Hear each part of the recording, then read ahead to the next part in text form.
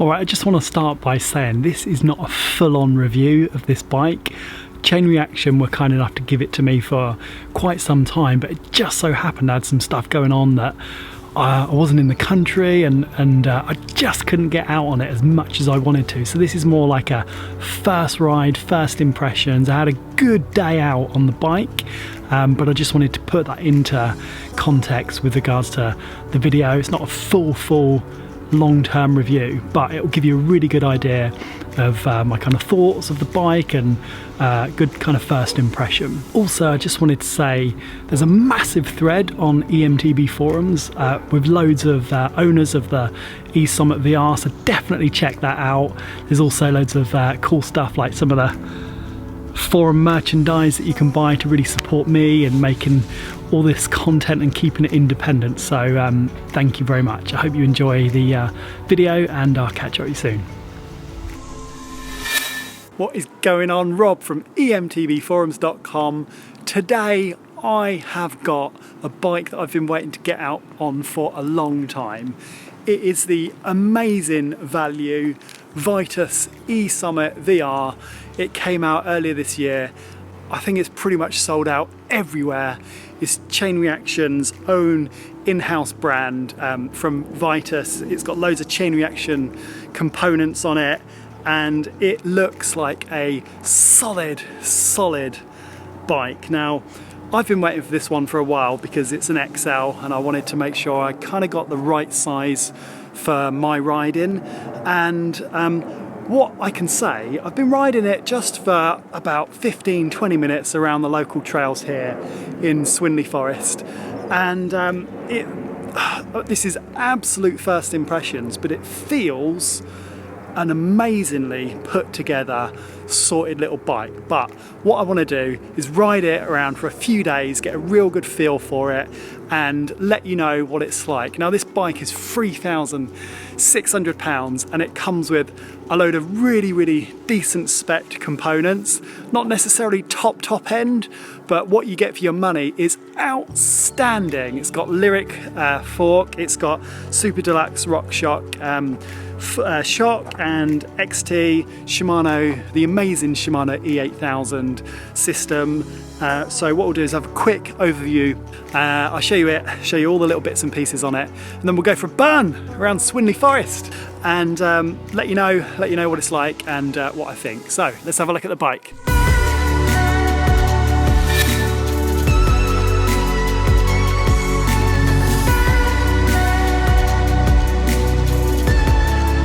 The excellent Shimano E8000 system.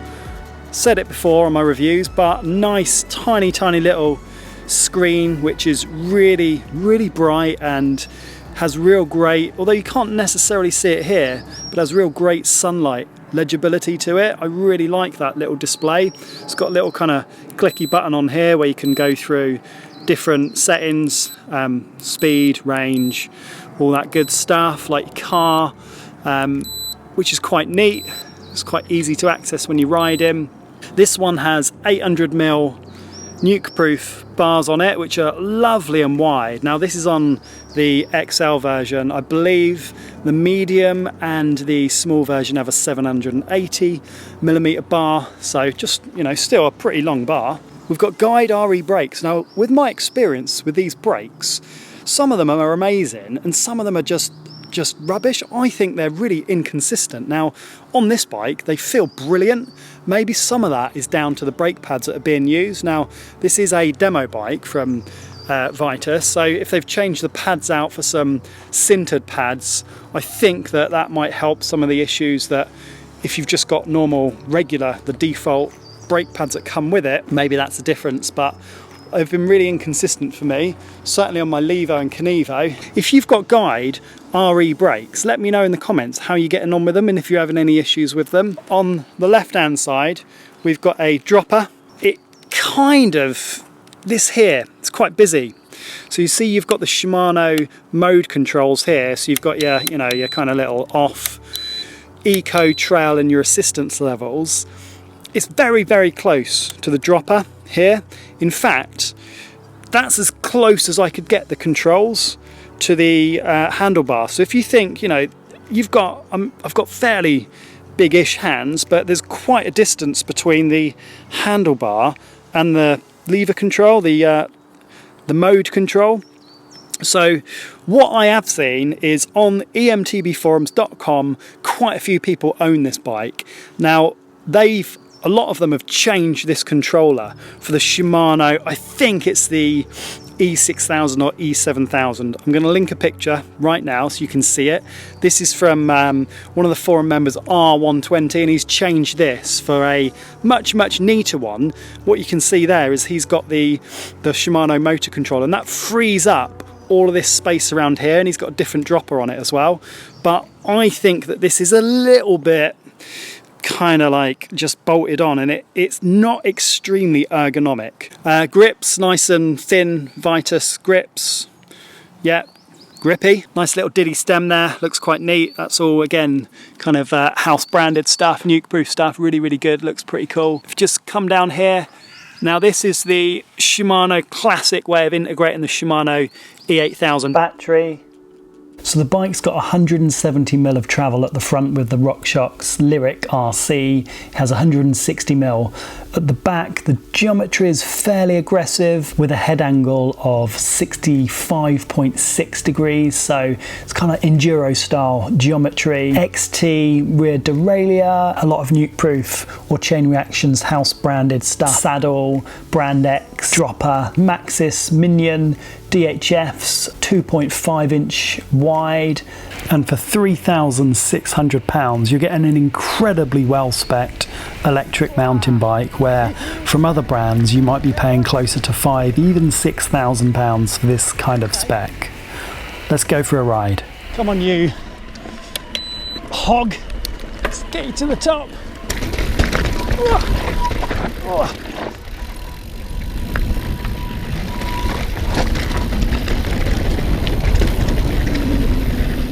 Whee!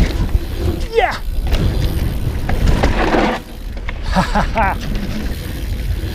Way!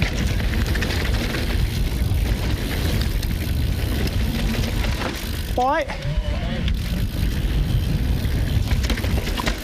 So yeah, do you see what I mean about all of this here? It's a little bit flimsy. It's not the most kind of seamless and smooth dropper. Change it easily, but I'm just saying from stock that would be something I'd change. Really bright Shimano display. It's quite a standard Shimano E8000 setup, which is not a bad thing at all. What I can tell you about this bike though is the motor is fairly quiet on this. You can probably just hear that whine. I'll stick it in boost mode so we can tell if there's much difference. It's not massively loud, so I think that there's definite inconsistencies in the volume of the Shimano motors. Some of them I've ridden have been really loud, whereas this one is, yeah, you can hear it, but it's not anywhere near as loud as for example, the loudest is the Pivot Shuttle at Malvern's, not the review that I did, the Malvern's Bike Festival. That had the noisiest Shimano motor, whereas this seems, yeah, much quieter than that. The suspension does feel pretty damn plush though, I can tell you that. It's got 170mm front and 160 RockShox Super Deluxe on the back, and it's really plush. Whee! It is very smooth. Yeah, thanks to the excellent suspension. And that's what I mean about the value of this bike. It's insane to get a bike with this spec for £3,600 is remarkable. You could probably strip the bike down and sell it for more than you bought it for. The components are, I mean, to buy a Lyric's a lot of money, and to get it on a £3,600 bike, That's pretty sweet, isn't it? Yeah, it's fine around those little tight switchbacks. And these roots and ruts, it just soaks up. Just can burn straight over those, and yeah, no issues there at all. Oh, it's super lush. And I keep saying it, but maybe it's not as sharp as expected as the Levo. Actually, on some of this steering, it's just a little bit tighter, a little bit slower to get the front around. But, you know, it's all about compromise, isn't it? When you've got a bike with 170mm at the front and slightly slacker angles that you're working with, it's always gonna, it's always gonna feel a little bit different. As soon as you get onto a slightly wider section, you can really feel the benefits of having this kind of long travel, wide bars. I think it's just in these narrower bits, just struggles a bit more. Yeah! Just munches through all of that, doesn't it? You got no worries, you can just sit down and just burn it over all of that. Good stuff. Okay, so far I'm kind of riding this bike on stuff it's maybe not the best at, these tight little rooty, slightly more technical sections. So I'm going to try and find something that's a little bit more flowy, a bit more open, and see how it handles that. Yeehaw! Woo! Yeah, lush. Now this is what it just absolutely munches. Yes. You definitely need to muscle it round. You've got the leverage on the bars, but because your body position, or the way I've kind of rested on the bike, is a little bit further back than usual because it's a bit slacker, definitely find myself having to try and huck it round the corners a little bit more than I normally would. Battery ran out on the GoPro. That's what happens when you carry around loads of electrical stuff, including electric bikes. It's all about batteries, isn't it? I was watching a program on Netflix that was talking about battery technology, and they said new stuff is being developed, and what it's potentially going to do is within the next 10 years give us 2 to 3 times the range that we currently have now. That's pretty cool, isn't it? 2 to 3 times within the next 10 years. They're pretty confident that that can be done. So that means that your 540 watt hour battery, I don't know if the cells or the watt hours will surely increase, but you know, we're talking of battery sizes like we've got on this Summit, which is a 504 watt hour battery that will potentially be over a kilowatt or even 1.5 kilowatts. That means you don't need a battery this size, and that means mountain bikes, electric mountain bikes, will become lighter. So you could have a battery that's half the size of this and still give you the same amount of range. That is amazing. Now, I know there's a lot of people having conversations around crank lengths. This has a 170 millimeter crank arm, which is pretty long, probably too long, I would suggest. I would definitely reduce that. On my lever, I'm down to 152 with no issues at all. Check out my video where I kind of take it on a test ride. with the shorter cranks just to see what it's like. And you know, these at 170, kind of unnecessary in my opinion for them to be at 170, so I would change that down. Yeah, it's a bit more lardy to get around those kind of tight switchbacks, but it's doable, no issues at all. But it's not as, I mean, it's not really designed for this, you know, with 170mm travel. It's more of a, you know, almost bike park kind of all mountain rather than these tight traily sections. But I just wanted to test it out because I'm quite familiar with these. A couple of other things. If you get thirsty, there's no bottle mount, and again, people have used Velcro and some little kind of hacks to mount it on the top of the on the top tube, sorry, just on the underside, and that works well. In fact, is there, what E8000s have got a bottle mount?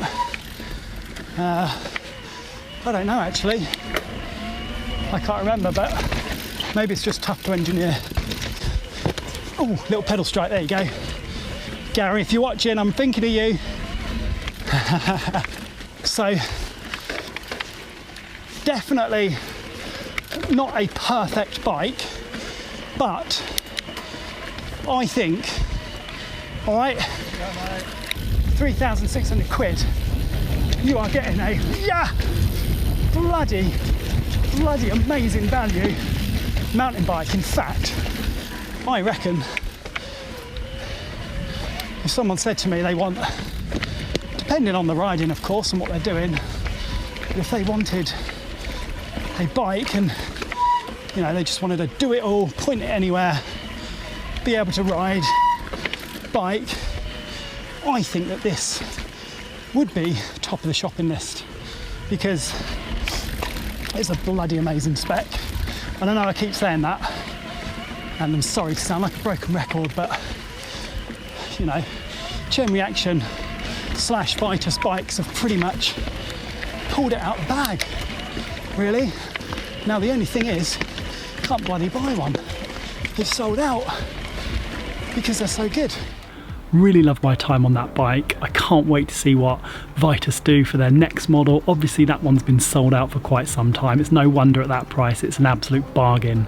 Please, if you do like this video, give it a thumbs up, because it really helps me understand when I'm looking at all my videos what is the best kind of content that people really like and appreciate. So all the good stuff with a thumbs up I can make more of.